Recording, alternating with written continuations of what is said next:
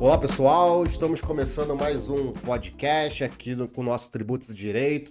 Ao meu lado aqui minha amiga André Dueck. Como é que você tá, Andréia? Eu já tô rindo aqui, ab início. Esse pessoal do Júlio não tem condição, Olá, né, pessoal. gente? Boa tarde, mas bom dia, boa noite. É muito cumprimento, né? Não é? Mas bom dia, boa tarde, boa noite. As pessoas vão assistir e eu fico muito feliz de voltar, né? A gente deu um tempinho, tirou, né? Teve um intervalozinho aí, mas agora estamos voltando.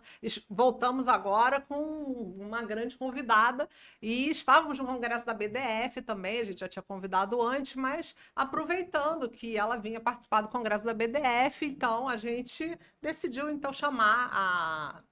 Você vai apresentar, Júlia? Pode apresentar, você tá empolgadíssimo aí.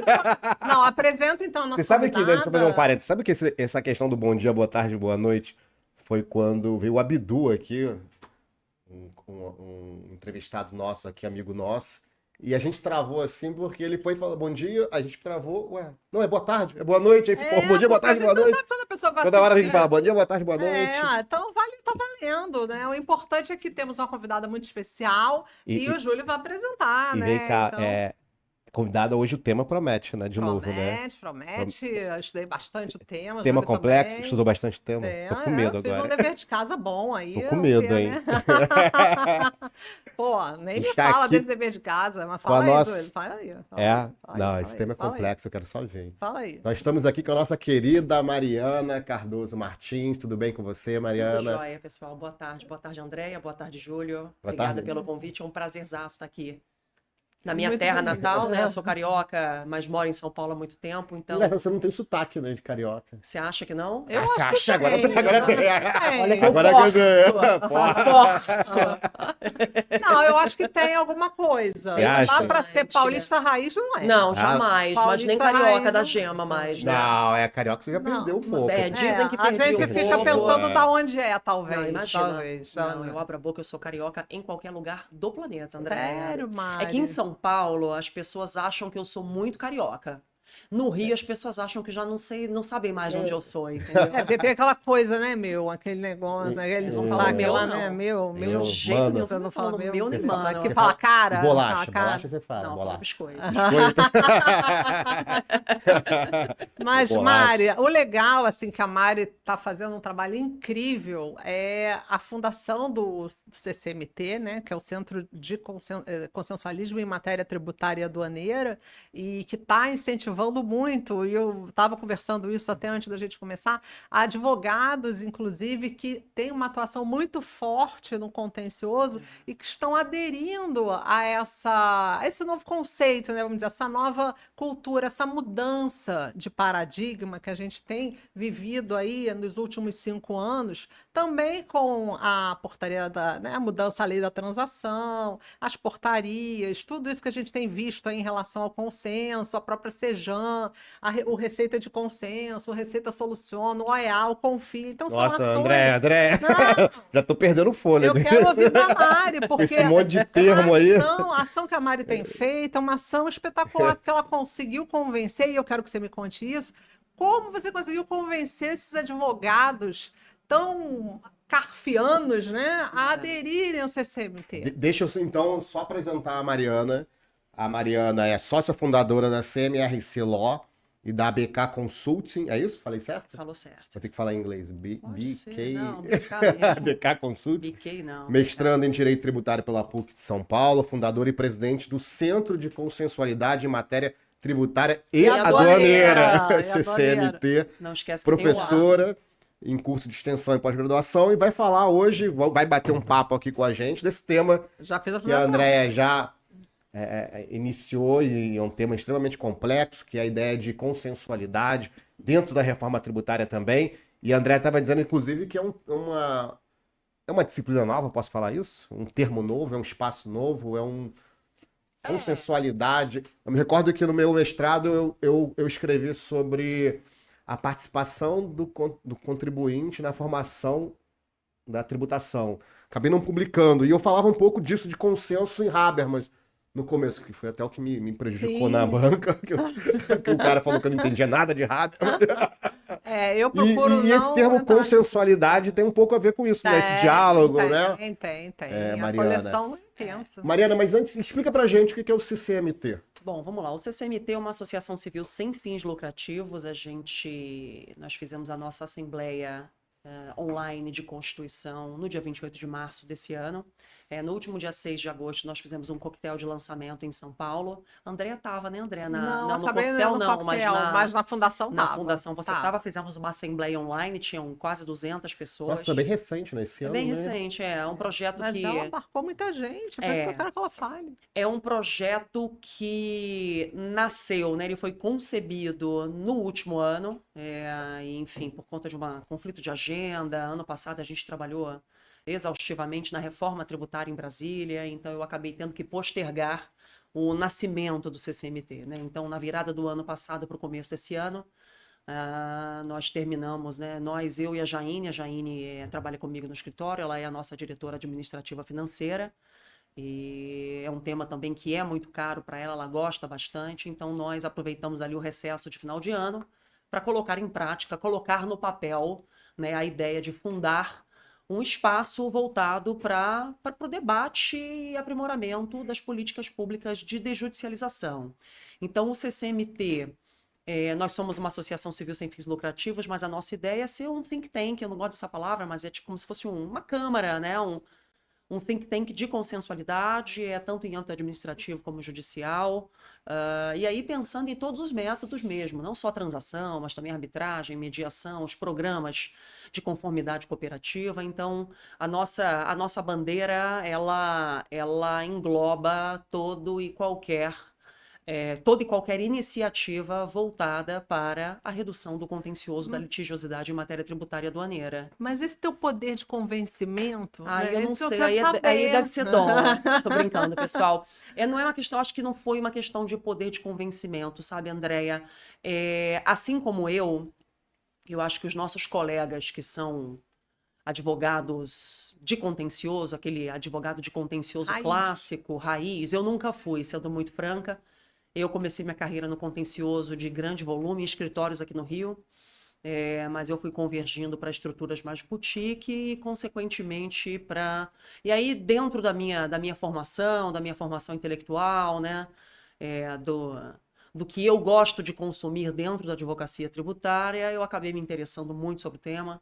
Eu comecei a estudar consensualidade antes da pandemia, bem antes, eu nem lembro exatamente o ano, quando se falava na arbitragem tributária, e na época só tinha um projeto de lei, que era o PL, o 4257, que era o projeto de lei do Anastasia, que na época era senador, depois ele foi para o Tribunal de Contas. E que era esse que ia acabar com as delegacias de julgamento. Sério? Ele tinha uma previsão de arbitragem tributária no bojo das execuções fiscais ou ações, né, de consignação e tudo mais. Mas eu comecei a estudar o tema nessa época, a gente não tinha transação ainda, não tinha a MP 899, a Lei 3988, que é de 2020, ainda não tinha sido publicada. Então, de lá para cá, eu fui me interessando muito sobre, eu comecei a estudar, eu comecei a aplicar no dia a dia, e aí eu acho que eu convergi para um modelo de advocacia que hoje é muito refletido no meu escritório, que é voltado para a prevenção.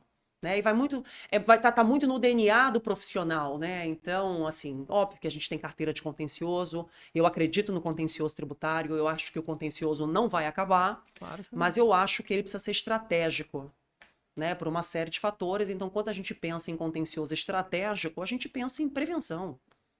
Eu tive a informação no Congresso da BDF que ontem, numa palestra até da secretária da Receita, secretária especial adjunta, que as DRJs, né, primeira instância, está com um acervo de 350 mil processos no contencioso. Eu nunca vi esse número.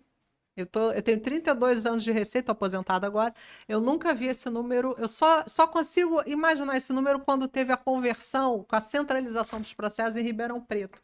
Então, é um número realmente que assustou, mas ela trouxe alternativas ali de usar a inteligência artificial para redução dos litígios. Achei até as ações bem interessantes, algumas eu estava ainda na Receita, mas eu queria saber de você, essa tua atuação no contencioso, para ligar essa chave, para entender entender que o consensualismo seria um caminho interessante para prevenir, para solucionar. Como que você virou essa chave como advogada?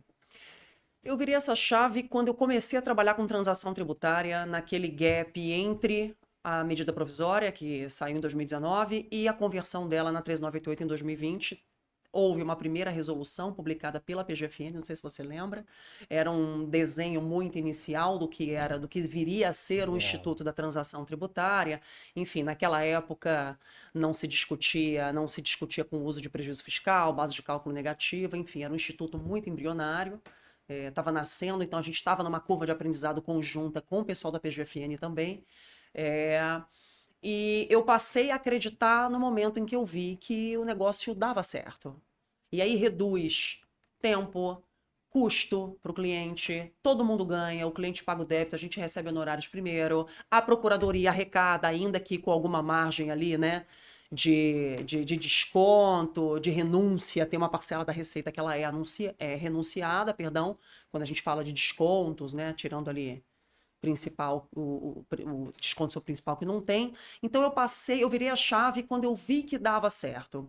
E aí eu fui trabalhando, fui me aprimorando, comecei a fazer, eu fiz uma primeira transação de uma empresa em RJ, na época eu trabalhava num escritório que cuidava muito de demandas, né, de RJ, e na época a gente não tinha nada para oferecer para o cliente no que se relacionava à dívida tributária, porque o fisco não é credor na RJ, não tinha transação, então a gente tinha que ficar entrando com aqueles mandados de segurança para ficar pedindo parcelamento fora dos 60 meses do ordinário, né? Porque era o que tinha. Já te interrompendo, porque a gente é muito refis, PERT, parcelamento especial. Então, essas situações eram extremamente desgastantes para a administração tributária. Sim. E aí, a partir do momento que se inicia, porque o CTN é de 66. Uhum. E já tinha transação lá, né? Mas ela foi regulamentada 50 e tantos anos depois, a federal, né? Uhum. Vamos dizer. E aí, por que isso, né? Eu fico me perguntando assim, por que acaba sendo assim, um certo preconceito da administração tributária federal em relação a algo que já vinha previsto no próprio CTN, né? E no próprio Código Civil, né? O Código Civil tem transação, tudo bem, a transação civil do artigo 840. Debate também de que... Indisponibilidade do crédito. Sim. Demorou muito para você ultrapassar, construir, né? desconstruir essa ideia de que o crédito público você pode ter uma margem de disponibilidade. Eu acho que isso veio mais do sufocamento do judiciário do que uma própria iniciativa do Poder Executivo Federal. Então, à medida que o judiciário começou a ficar inchado, não conseguia mais... Acho que os últimos números todos do CNJ e da PGFN números também, bota a execução fiscal como o maior gargalo do judiciário, né? Verdade, do TJ. As maiores taxas de congestionamento. Mais de 80% aí é a execução fiscal. Então, isso faz com que, olha, a gente tem que sair daqui. Não dá para ganhar tudo, vamos cobrar e ganhar alguma coisa, vamos liquidar o passivo, arrecadar ainda que uma parte desse crédito e todo mundo ganha. Não dá para ganhar tudo, cada um ganha um pouco. Eu me lembro que lá no tempo, lá atrás, teve uma remissão. Isso quando o processo ainda era papel, lá no tempo sei lá, né? Nem tanto tempo assim, que eu sou do tempo do processo do papel. Então não sei, porque eu sou do tempo do processo, mas essa remissão aí eu não tô lembrado. Remissão eu não lembro, mas o papel eu lembro. Eu peguei muito processo da físico. Da década de 90. E isso pegou muito mal.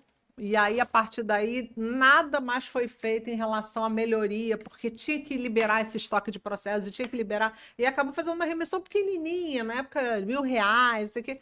Cara, foi um problema isso. Então, assim, eu acho que ficou muito tempo essa questão desse preconceito, né? O próprio parcelamento também, o primeiro refis ali. Gente, as empresas caía pagavam um percentual do faturamento, ficava eternamente pagando parcelamento e não terminava nunca de pagar. Pagava nem os juros. Eu acho que TJLP. Eu acho que tinha um preconceito também em privilegiar o mal pagador, né? Ainda tinha isso, né? Em que medida um instituto como esse não vai servir para que contribuintes que são... pagam em dia suas obrigações. Que são os contribuintes que têm ali, que estão no conceito da inadimplência sistemática, até que ponto essa inadimplência sistemática ela não vai ser alimentada com um instituto desse. Tanto é que na federal não, que a gente não tem ainda o projeto, né, o PL do devedor quanto mais, que é um projeto de lei de relatoria do Efraim, né, do senador Efraim Filho. Mas, por exemplo, na transação do Estado de São Paulo, a gente tem a trava da contumácia.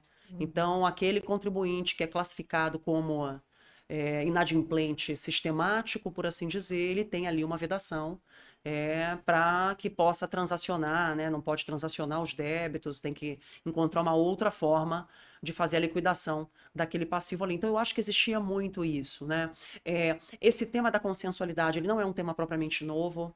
Ele é um tema que é estudado, enfim, é explorado por muitos colegas que já estão aí, que começaram nessa estrada muito antes de mim, né, que são mais velhos, são mais experientes, mas de 2015 para cá, com a entrada em vigor do novo CPC, com aquelas recomendações do próprio CNJ, que estão refletidas ali no artigo 3º, salvo engano, do novo CPC, que fala que o juiz irá privilegiar a solução adequada, a solução não contenciosa, né, a solução consensual, por assim dizer. De lá para cá, eu pelo menos, né, a gente verificou uma convergência, enfim, institucional, normativa e de cabeça também, de mindset. Então, André, eu não acho que eu tenho um poder de convencimento, quem me dera, eu não acho que eu tenho esse poder, mas eu acho que todo mundo viu, alguns com um pouco mais de restrição, mas eu acho que todos os profissionais, todos os tributaristas viram que, em alguma medida, né, a gente renunciar ao litígio e privilegiar uma solução preventiva, alternativa, dá ganho para todo mundo. Né? Eu confesso até que eu tinha preconceito com isso. Quando saiu a transação tributária, eu cheguei a defender que isso era um novo parcelamento. Né? Até entender, até conversar com pessoas que estavam mais dentro disso do que eu nesse tema na prática, dentro da PGFN, eu vi que tinha essa questão do devedor contumaz. Isso me incomodava, né? Sim. Você usar o parcelamento como um planejamento tributário. Olha, não vou pagar, vou enrolar, né, mandado de segurança aqui, ações aqui, esperar o próximo parcelamento, que de 3 em 3 anos tinha um parcelamento. Daqui a 3 anos eu pago algum desconto. Usa um prejuízo fiscal. Mudança de cultura e aí também, foi mudando a cultura, né? A PGFN foi, como você falou, né, Mariana, que teve aquela primeira transação que ninguém sabia ainda como que ia funcionar, e hoje a PGFN é um modelo Sim. Agora, uma coisa que eu acho que né? Não casa muito, por exemplo, é a questão da capacidade de pagamento. Entendi. Então, quando você vai fazer uma transação, né, não do PTI, que é o Programa de Transação Integral, mas a transação individual... Percentual, como é que é o nome? Percentual do valor líquido? Não, aí ele é PRJ. Isso. Mas a questão da capacidade de pagamento é na transação individual. Sim. E aí, o que acontece? Você tem um contribuinte que paga em dia, que está ali num momento difícil, que precisa fazer a transação e a capacidade de pagamento dele é A.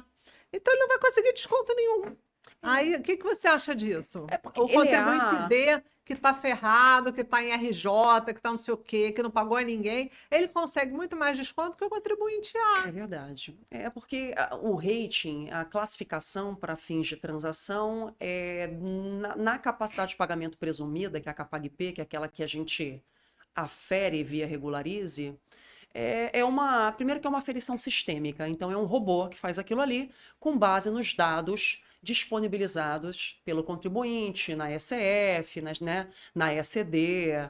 Então é uma análise, Andréia, um pouco padrão, que não considera algumas outras linhas, algumas outras contas ali, patrimoniais, de balanço, de demonstrativo de fluxo de caixa. Né? Então, assim, é uma análise um pouco cega, não digo cega, mas é sistêmica.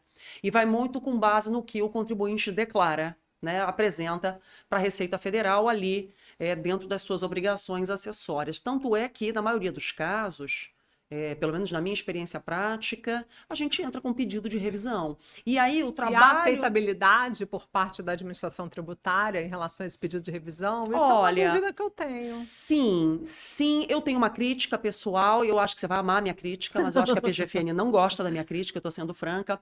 Eu acho que revisão de CAPAG é um trabalho de auditoria, e quem faz auditoria é auditor fiscal, não é advogado público. Da mesma maneira que eu não sou contadora, eu sou advogada. E quando eu tenho um trabalho desse, eu trago a equipe fiscal de controladoria financeira, eu contrato, ou então eu indico um parceiro contador para fazer esse trabalho, né? Então, não obstante estarmos diante de pedidos de revisão de capacidade de pagamento avaliados, né, por colegas da PGFN, a PGFN já tem colegas muito bons para fazer esse trabalho, eu entendo que é um trabalho de auditoria, mas respondendo a sua dúvida sobre aceitabilidade, eu tive sucesso em alguns, já não tive sucesso em outros e precisamos recorrer. Agora, vai muito também da sensibilidade do advogado, né? Mas porque, isso por exemplo, judicializa? Nunca judicializei. Dentro da própria procuradoria? Na procuradoria, é um processo administrativo, a gente entra com pedido, encaminha todos os documentos que estão ali no artigo, acho que é o 60 ou 30 da 6757 da portaria, balanço, a gente apresenta fluxo de caixa pelo método direto, relação de credores, relação de bens do imobilizado, encaminhamos tudo e um colega da PGFN, ele faz a análise um pouco mais aprofundada da situação econômico-financeira do contribuinte, partindo-se daquelas informações que vão além do que se declara em ECF, em EFD, né, que são os créditos, tudo. E como é que você acha que isso vai se encaixar na reforma tributária, por exemplo? Olha... Falando de reforma agora, tratando um pouquinho.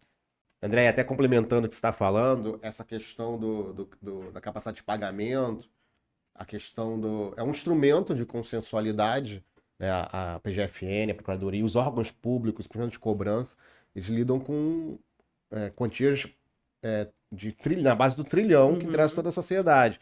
Então, às vezes, o procurador que está lá analisando essa documentação toda, ele precisa de critérios objetivos para poder tomar a decisão, para também questão de responsabilidade interna e tudo mais. Então, até para entrar nesse tema então da consensualidade, eu não sei, eu ainda não analisei, assim, não pesquisei como é que a reforma vai tratar desse mundo de chegar a um consenso entre contribuintes. Estamos todos ansiosos, né? Bom, a capacidade de pagamento, todas as regras atinentes ali à aferição de CAPAG, eu entendo que não muda, né? Principalmente para a CBS. Nós temos hoje a legislação nacional, né? A legislação de regência da transação, que é a 13988, e as portarias regulamentadoras, a 555, que é a nova 214 ou 216, não, na verdade era 288, virou...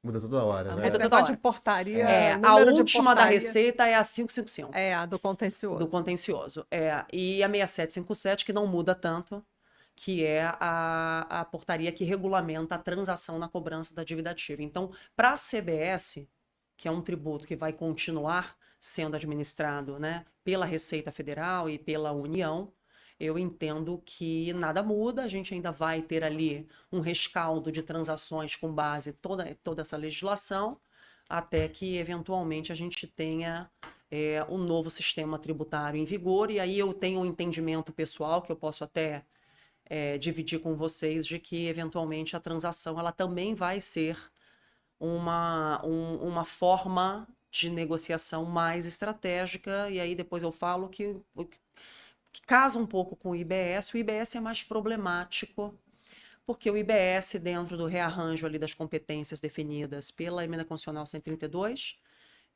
ele sai, né, do chapéu, quer dizer, ele não sai, mas ele sai oficialmente, a gente está falando de competência compartilhada entre Distrito Federal, estados e municípios, de uma forma tal que as procuradorias e as secretarias de Fazenda e de Finanças, elas vão ter ali alguma autonomia financeira e administrativa, mas todo mundo vinculado às diretrizes do comitê gestor, né?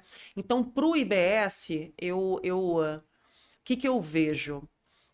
Eu entendo que as transações, eu vou falar mais da transação, porque a transação ela já existe, ela já está positivada, né? A arbitragem tributária a gente ainda não tem ela em vigor, a gente tem um projeto de lei que está tramitando lá no Congresso, que é o 2486, que deve sair, segundo informações oficiais, na verdade, oficiais, eu só não posso dizer de quem, que são os amigos com quem a gente troca ideia e fala, não fala que eu falei, né? Mas segundo informações oficiais...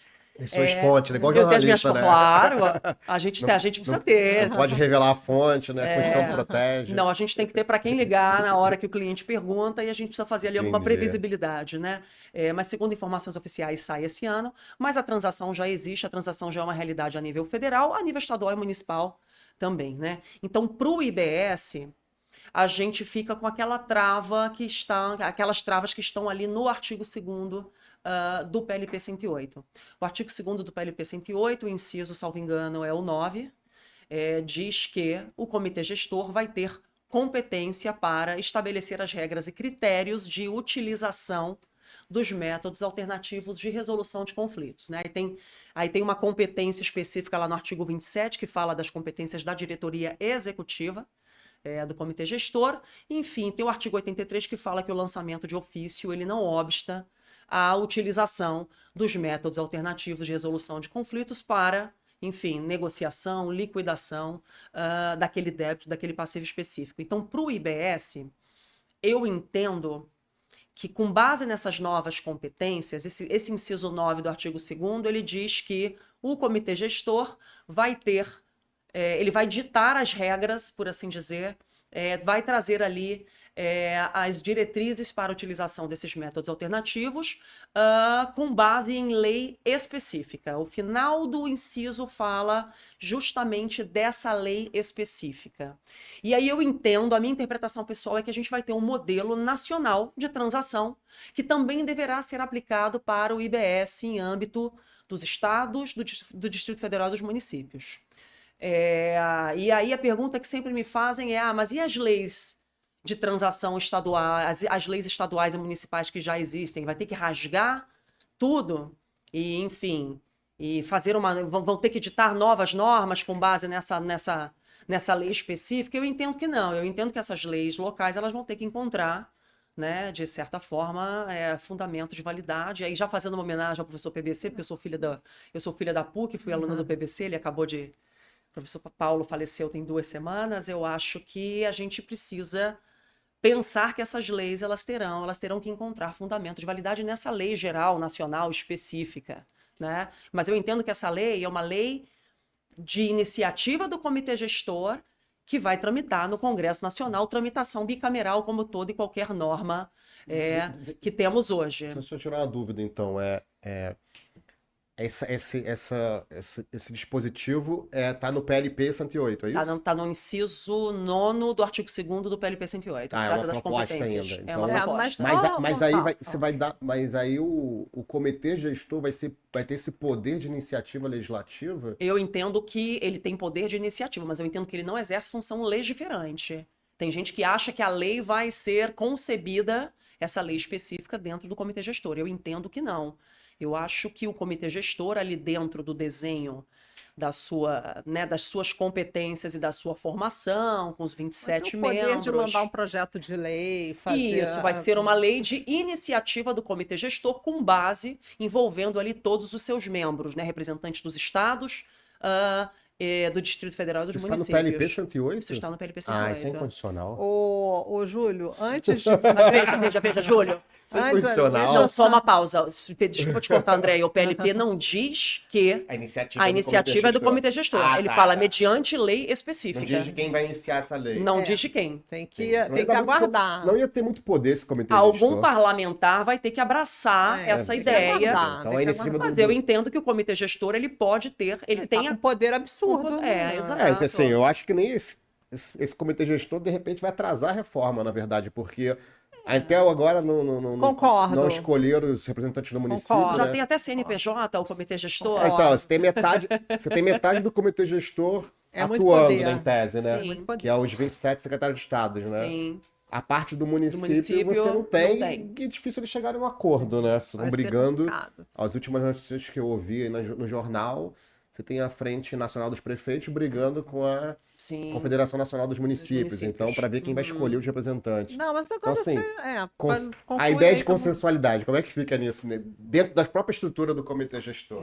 Aí essa parte política eu não sei exatamente como vai ficar, mas eu entendo que o comitê gestor ele pode encampar uma iniciativa legislativa e entregar na mão de um parlamentar para que tenhamos uma lei de a tal da lei. nacional. Não, uma lei. Quando eu falo lei específica, eu entendo que não é só uma lei de transação, pode ser uma lei de arbitragem, e aí tem a conversa dessa lei específica com o projeto de lei 2486. Será que esse projeto de arbitragem tributária vai ser essa lei específica? Porque, olha só, a gente está num papo aqui muito bom, mas a gente tem que lembrar o seguinte: a gente está falando da reforma tributária do consumo. Sim. Nós temos ainda impostos e outras contribuições que também incidem, né, no nosso sistema tributário. Por exemplo, né, nós temos o imposto de importação, o imposto de renda, nós temos o IPTU. Então, Mari, assim, a minha angústia com o comitê gestor, eu acho que o comitê gestor ele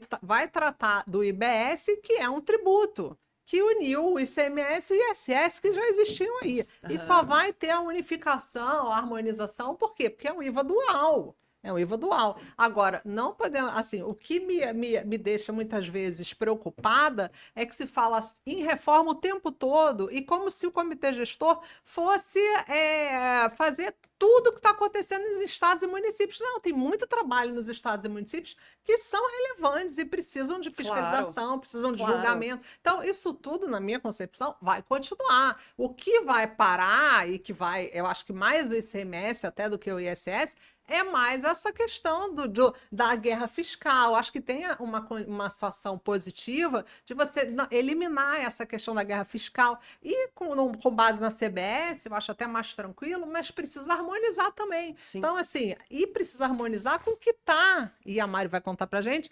em pauta também no Congresso, que trata do processo administrativo. Por exemplo, o PLP 124, o conjunto de projetos da Comissão de Juristas, que isso tem que conversar com o PLP 108. Porque qual é o meu receio pessoal, Andréia?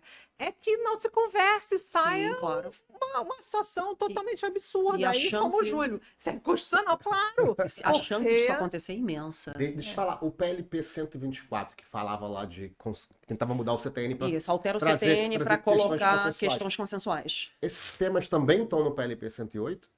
No projeto do 108? Não, tem nada a ver, não. Né? O PLP 108, ele trata... Ele não é só do comitê gestor, o PLP 108. Mas ou ele tem outras coisas? Não, tem várias outras coisas, mas em termos de consensualidade, o que o PLP 108 faz é empoderar, por assim dizer, o comitê gestor para que ele tenha o poder de definir as diretrizes de aplicação desses métodos.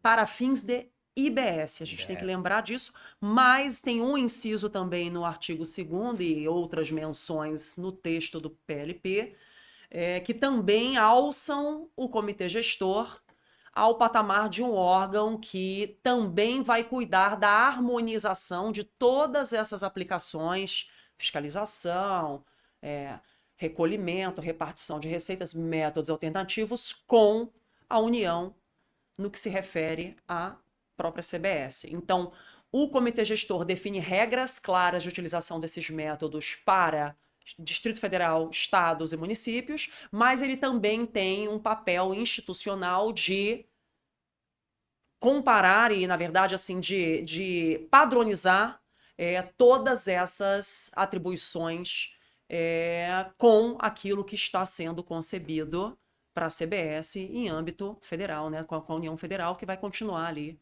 por meio da Receita Federal, administrando a CBS em específico. E dessa visão que você tem sobre a reforma também do consumo, né? Essa questão dessa harmonização, né? Que a gente fala muito, uniformização, harmonização.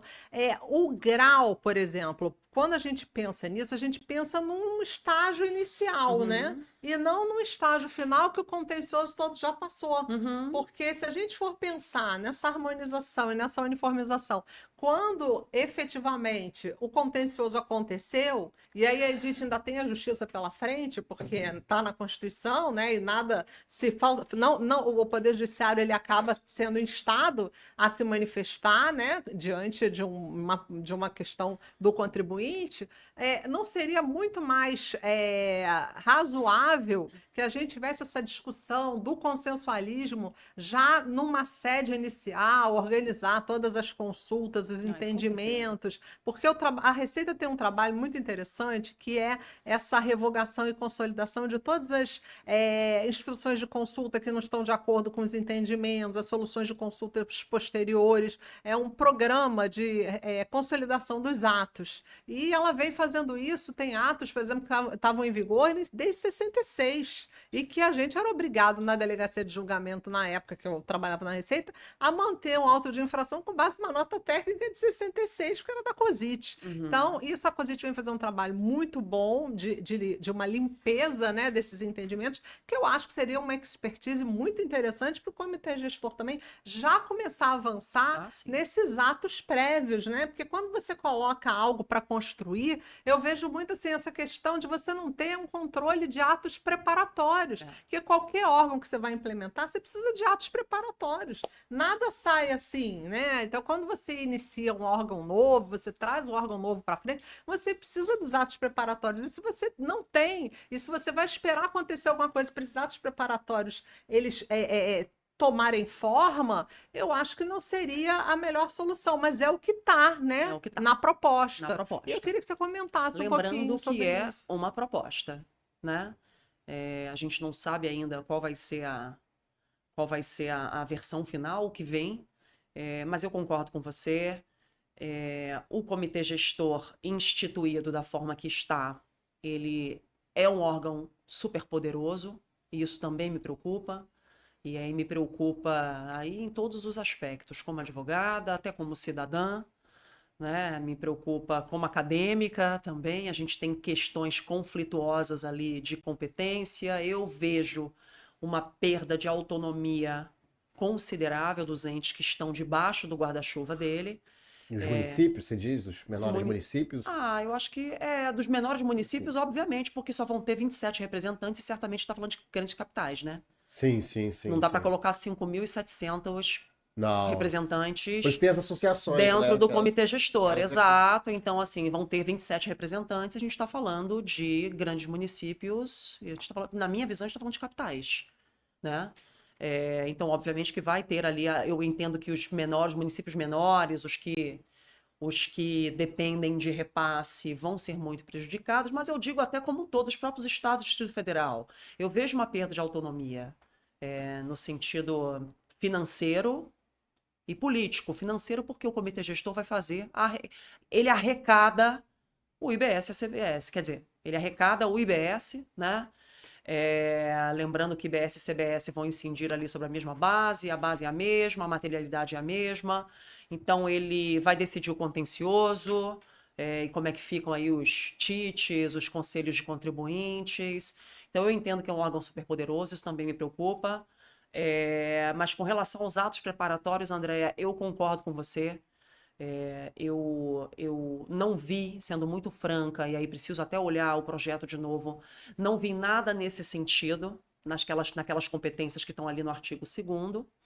E eu acho que sem um direcionamento desse, a chance de ser uma catástrofe e o comitê gestor vir com toda essa base normativa que ele tem ali competência para propor de forma totalmente descasada do que a gente já tem, eu entendo que é enorme.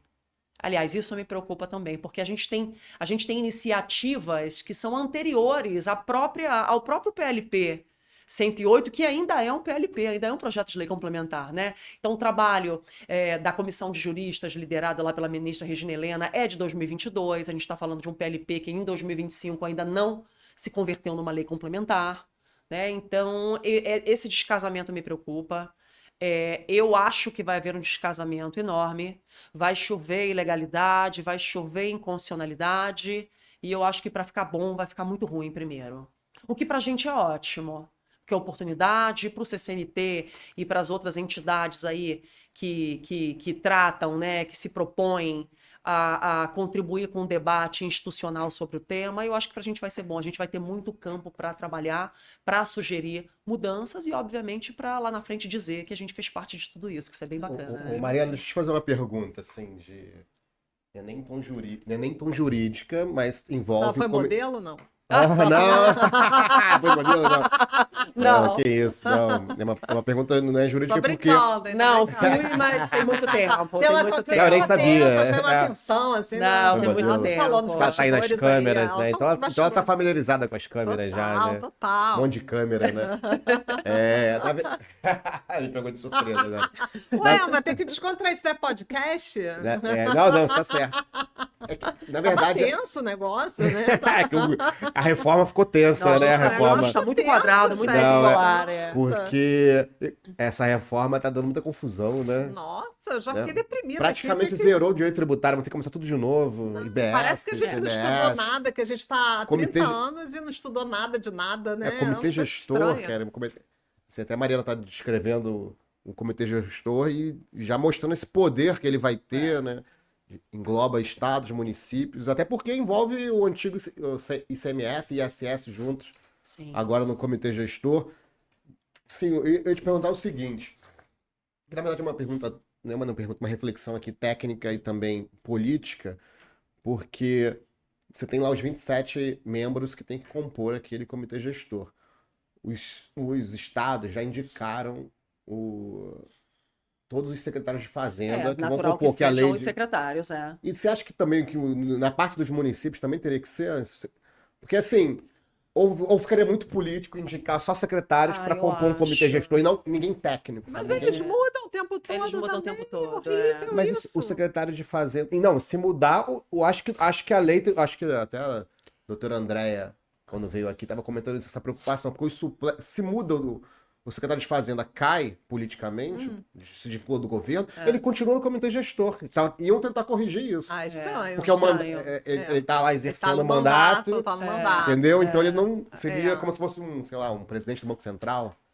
Mas o comitê gestor, ele tem uma composição paritária, mas ele também tem os órgãos de apoio, tem a diretoria executiva, tem a parte ali, eu esqueci o nome de todos eles, tem a parte da galera da composição técnica, da consultoria legislativa e por aí vai. Os órgãos de baixo seriam mais técnicos. São os órgãos de apoio, são as áreas de apoio que eu entendo que são órgãos técnicos e um vai chancelando o outro dentro da hierarquia, né? Da hierarquia. Eu entendo que a diretoria executiva seja o órgão mais... hierarquicamente, né, o órgão hierarquicamente superior, tanto que a diretoria executiva tem competências muito próprias, ela tem um artigo no PLP 108, que é o 27, que trata só das competências dela, mas eu acho que na estrutura orgânica pensada para o comitê gestor, a gente tem os representantes dos estados, do Distrito Federal, dos municípios, a gente tem também os órgãos técnicos de apoio. Então eu acho que a gente não vai sofrer com falta de representação técnica no comitê gestor. Agora, quando a gente fala de tributo, de receita, de crédito tributário, na minha visão, e eu nunca fui de governo, eu nunca exerci cargo público, mas na minha visão é natural que se pense nos representantes das secretarias de Fazenda e de Finanças. O problema é justamente essa questão do turnover. Acabou o mandato, um governador não foi reeleito, aquele secretário de Fazenda vai deixar de ser secretário de Fazenda, e aí ele vai sair do comitê gestor, vai entrar o novo, como é que vai ser? A minha opinião deveria ser... Será que eu vou levar pedra aqui? Eu já estou preocupada. Teria que ser concurso. Assim, para entrar, eu acho muito... com isenção. Porque aí aqueles que querem se candidatar a missão do comitê gestor, eu acho que deveria ter um órgão preparado para isso, gente. Não tem concurso para Receita, tem concurso para PGFN, não tem concurso para TCU. Gente, às vezes um DAS maior, né? Assim, o diretor executivo, que seja, mas assim, eu acho que deveria ter um concurso de provas e títulos. Não precisa se ter uma prova ou só título, alguma coisa para poder dar uma certa isenção. A gente tem até para o CARF a lista tríplice. A gente tem para contribuinte e para o fisco. Não é fácil passar num processo seletivo do CARF, mesmo quando você tem indicação de confederação, muitas vezes não aprovado. Então, eu acho que pelo menos um critério desses deveria ter, para tornar mais isento um órgão que tem uma relevância exponencial diante desse novo contexto que estamos vivendo. Então, eu não sei se vou levar pedra, se vou ser cancelada, mas eu estou preocupada com uma situação que eu acho que deve ter uma... Eu queria te ouvir um pouco pouco sobre essa questão que o Júlio colocou em relação a essa questão política, né? A influência política vai ter com certeza. Com certeza, como, com né? certeza. Influência política, indicação política, Os secretários de interesses. Fazenda Com já certeza, já são. Mas acho que devia misturar mesmo, mesclar um pouco, né? Ter alguém técnico. Acho que até essa. Eu estou tentando lembrar, Andréia, a Lei Complementar 214 e o projeto de lei, o PLPC, todos são tão grandes que a gente lê, a gente não sabe onde a gente leu, né? Eu me lembro de ter alguma coisa de concurso, agora eu não lembro se. Quer dizer, eu acho que para representantes dos estados, Distrito Federal e municípios não tem concurso, mas eu acho que para as áreas de apoio, de repente... eu acho fundamental. Eu acho que li alguma coisa nesse. Eu acho, eu sendo franca, eu li alguma coisa nesse sentido, mas eu não me lembro exatamente de que nem onde. São servidores públicos. São servidores públicos das carreiras. Secretário de Estado de Fazenda, dos órgãos técnicos, né? Senão também aí, senão já era, né? O órgão, né? Eu senão, acho. Se você tudo coloca indicação, um órgão por indicação de comissão, você. Realmente é uma preocupação. Eu acho que é uma questão que realmente a gente não pode simplesmente passar batido, porque é uma mudança muito grande em relação aos estados e municípios. É porque, na verdade, como eu sempre eu estou visando a área federal e agora com essa mudança a gente tem que começar a estudar, não adianta, a gente tem que estar enfronhado nisso, que isso vai ser o nosso futuro, né? Então, e já praticamente é o presente, porque já estamos aí no final de janeiro, do ano. A gente tem 0,1 e 0,9 de alíquota teste já. Então, a gente já tem que estar bem atento a essas novidades. Você acha que aprova esse ano com esse comitê gestor definitivo? Ai, boa pergunta, Júlio. Olha, eu tinha expectativa que sim. Tem que aprovar, né? Só não entra reforma, né? Não entra reforma. Mas eu acho que vai ser no apagar das luzes, na dezembro, correria, a edição especial do Diário Oficial, dia 31, sei lá. Dia 32 de dezembro. 32 de dezembro, é isso. Eu acho que a gente vai ter uma margem muito pequena. É um projeto de lei, né, que traz ali, quando a gente fala, não digo nem de conflitos, mas são interesses interfederativos, né? Para o contribuinte, para os setores regulados, eu entendo que, salvo uma coisa ou outra, as interlocuções não são propriamente aplicáveis. Mas a gente está falando de briga de ente federativo, né?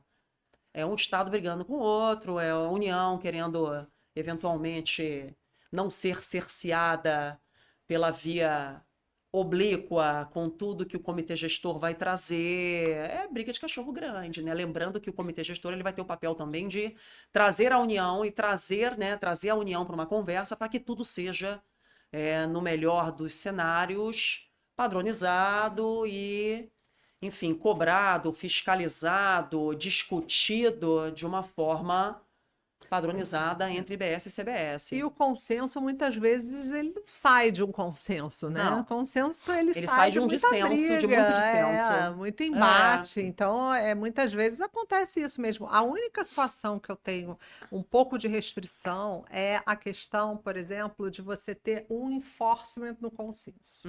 Então, isso é uma questão que eu acho que... eu tratei disso na minha dissertação, que a gente não pode pensar que a gente precisa desses meios alternativos. Não, se o contribuinte que ele quiser recorrer e ir para o contencioso, ele tem todo o direito de ir, claro. E ele não pode ser penalizado por isso, né? Então, eu queria, assim, Mari, em relação a esse conflito, né, que você como advogada, né, teria que mostrar para o seu cliente, né, de uma maneira assertiva, qual a melhor alternativa para ele? Se seria realmente buscar o consenso, não. Vamos para o contencioso, que lá a gente vai... Essa estratégia da advocacia, né? Entre consensualismo e contencioso, né? Como é que você enxerga essa situação? Porque isso pode acontecer, né? E com certeza, de tanto que se incentiva o consensualismo, isso pode gerar um efeito reverso da próprio ente ou o próprio contribuinte entender, não, peraí, eu estou sendo compelido a ser conforme, senão eu não consigo, por exemplo, entrar no receita de consenso, ou não consigo, eu tenho que ser OEA, senão a minha importação vai ser verificada com todos os documentos, eu vou sempre parar no canal vermelho. Então, essa dicotomia do consenso, enforcement no consenso e o contencioso, como é que você enxerga essa separação, né? A gente... poder deixar isso claro aqui para o nosso ouvinte. Curte aí nosso canal, né, Júlio? Tá parado essa Não tem que falar, depois o Rogério briga com a gente. A Andréia, assim, ela faz uma pergunta extremamente complexa pra gente. Curte aí nosso canal.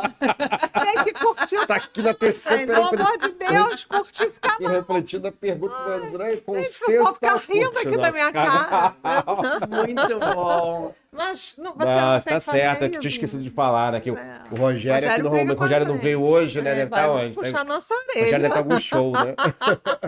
Lady Gaga tá- não deu, não tá. deu, né? Não Já deu, foi não da outra deu. vez. Mas assim. Tá pop, Não, mas assim, essa preocupação da Andréia do consenso é sempre importante. Quer dizer, na verdade, é um tema do negócio, né? Eu acho que o consenso ou o litígio, eles são estratégicos e um não anula o outro, na minha visão. Às vezes um se constitui meio para o outro, às vezes você precisa impugnar, você precisa suspender a debilidade de um crédito, você tem uma crença, né, de que aquele débito ele é passível, por exemplo, de uma anulação, ainda que parcial, e ao longo do tempo as coisas, né, toda a tramitação do processo administrativo, e aqui eu estou falando de contencioso administrativo, mas pode ser judicial também.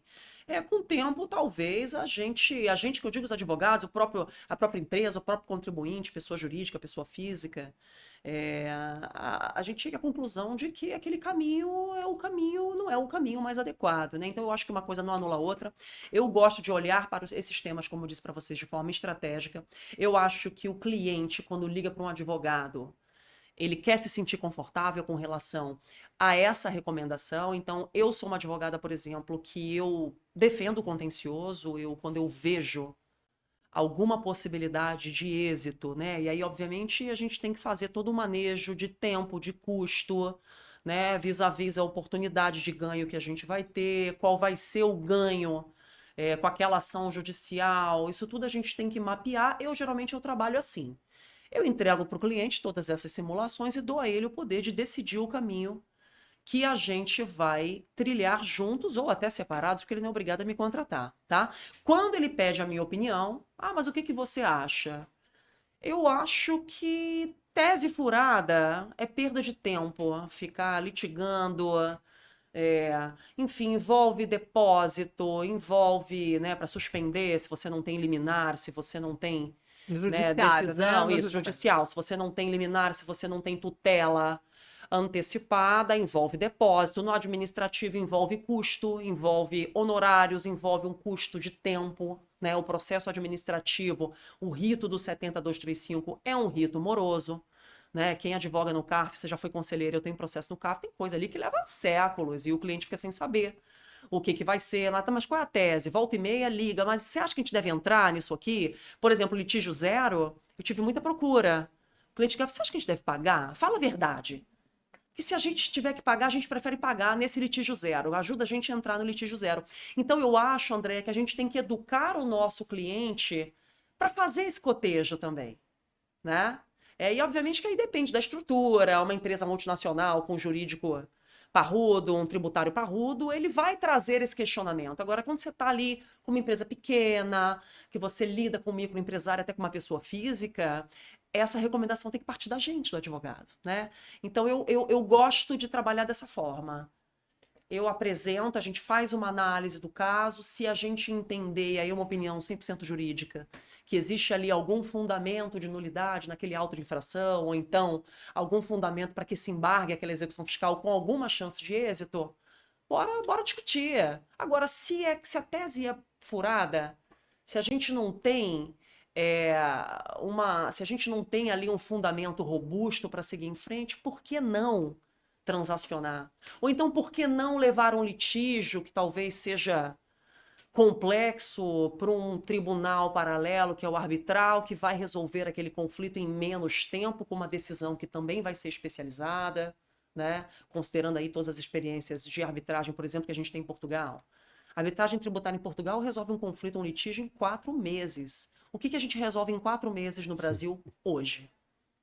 Tanto em âmbito administrativo como em judicial. Nada. Quando muito, eu já tive sorte de ter julgamento administrativo em delegacia ICMS, né, que são as delegacias regionais do ICMS, eu não lembro como é que se chama, não são DRJs, é um nome equivalente a DRJ, só que em âmbito estadual. Eu já tive a sorte de ter uma decisão de primeira instância proferida em 2 meses, mas isso aí, na minha prática, é a exceção da exceção da exceção da exceção, né? Mariana, a gente tá caminhando aqui para o final. Deixa eu te fazer uma última pergunta aqui. Como é que você vê o Centro de Consensualidade em matéria tributária e aduaneira? Eu não esquece do aduaneiro, tá? Senão André vai ficar chateada. O CCMT, como é que você vê a participação dele nesses temas que estão vindo aí da reforma? Você tem algum plano, você como presidente, o que vocês estão vendo aí para frente? Tenho. Nós temos diversas comissões temáticas e de trabalho, e nós temos uma comissão que, inclusive, eu sou presidente dessa comissão também, e ela roda sob a batuta da Andréa Macito. A Andréa é nossa diretora de Helgov, do CCMT.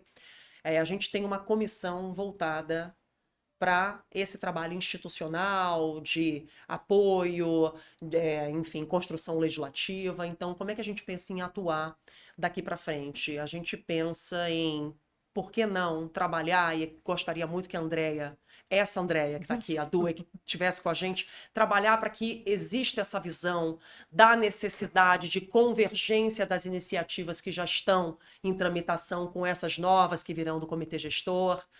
A gente também tem o plano de eventualmente trabalharmos na construção dessa lei específica, sabe-se Deus que lei específica vai ser essa. No artigo 83, que fala lá do lançamento de ofício, ele fala da lei específica de cada ente.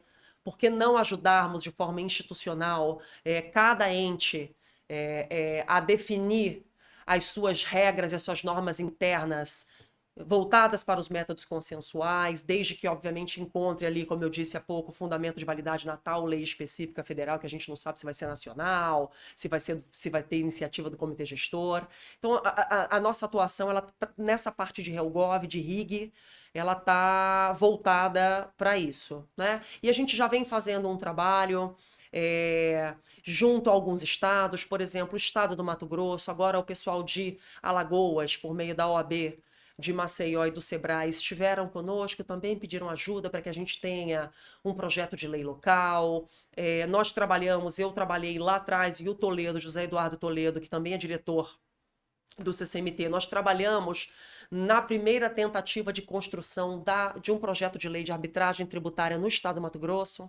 Enfim, ele acabou sendo engavetado. Na época, o deputado que encampou, ele não foi reeleito, então agora nós fomos convidados, o pessoal do CONIMA, lá do Mato Grosso, nos convidou para começar umas novas interlocuções com o novo deputado, interessados na pauta.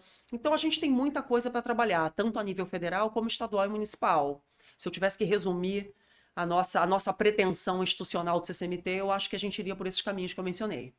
Muito legal. Estamos com o tempo estourado aqui. O Fabiano já me sinalizou ali. Mas o papo tá muito bom, tá né? muito bom. Complexo, tem 2 horas aí, né, pra falar, né? Tem mais coisa pra gente falar. Já tá convidado, então, pra próxima. Para mostrar os projetos concretos. Sim, para falar de split payment, para falar, enfim, o split payment não é um tema propriamente de consensualidade, mas eu entendo que ele afeta. E aí, André, até queria, na verdade, assim, falando de dívida ativa, queria ouvir vocês dois. Eu entendo que com o pagamento do IBS da CBS no momento da liquidação financeira da operação, a gente teria ali, eu não vislumbro um cenário de muitos débitos inscritos em dívida ativa. Quando é que a gente teria inscrição em dívida ativa num contexto de split payment, que o comitê gestor já vai lá e partilha, vai inscrever em dívida ativa quando e como? Como é que fica a transação na cobrança da dívida ativa? Não vai ter dívida. Né? E se não tiver dívida, vai ter transação? Hoje, e aí? Tem que pensar, vou pensar. A palestra da BDF. Isso aí é só para poder... Só para dar uma azeitoninha para a gente gravar de novo. E eu terminei, próximo episódio, eu terminei a palestra da BDF e vou terminar hoje com a mesma frase, né? O pior naufrágio é não partir. Amir Klink. Então, eu acho que a gente precisa ir. Precisa ir. E quando a gente chegar lá, a gente vai ter que ajustar. A gente vê quem sabe nadar. Se não for assim, você já participou de uma reforma na sua vida? Eu, desde que me formei, eu nunca participei. Nem eu. Eu nunca nem soube, desde a Constituição de 88, que acho que foi uma baita reforma constitucional, mas reforma tributária, a gente não teve. Então, o que é ruim de viver é bom de contar, e bom de contar, né? Exato, ó. Greta filósofa hoje, né? E o bom é que, por exemplo, com a transação, não sei como é que vai ser o futuro da transação, eu acho que até 2037, a gente considerando um prazo decadencial pós-32, pode ser que a gente tenha um rescaldo de transações dos atuais tributos, né? Aí dentro da sistemática de convergência do modelo atual para o novo.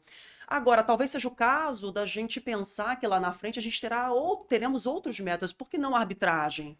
Porque a arbitragem ela não pode, né, alçar aí um patamar superior ali, de repente vai ser o principal método.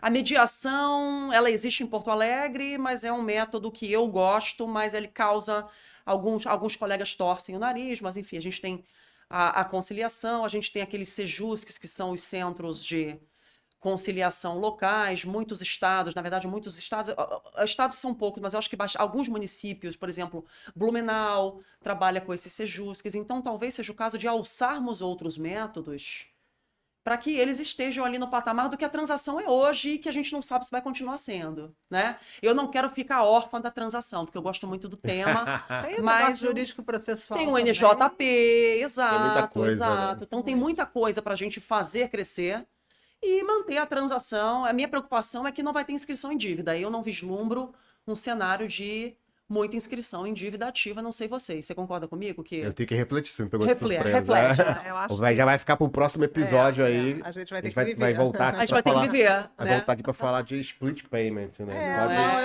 Eu gosto. Eu vou ter que estudar também. Vai ter que estudar antes. Mariana, muito obrigado pela sua participação. Foi muito enriquecedor o debate, né, Andréia? Foi né? muito Obrigado bom. Também, Andréia. Obrigada por aceitar nosso convite. Para mim é uma alegria estar aqui no Rio. Compartilhe, veja, assista, que com certeza o conteúdo, apesar das brincadeiras aqui, que sempre muito rico, brincadeiras muito à parte, né? A gente precisa manter o direito tributário com leveza, porque senão a gente acaba, né, tendo até depressão com o direito tributário, Verdade. né, gente? O atual já deprime, imagina os próximos anos, até 2033, ou a gente vai estar... A gente tem que buscar uma certa descontração também. Né? Isso, então. Obrigado, pessoal. Obrigada. A gente vai ficando por aqui. Forte abraço a todos e a todas. Tchau, tchau. Tchau, tchau. Tchau, tchau, pessoal. Boa tarde.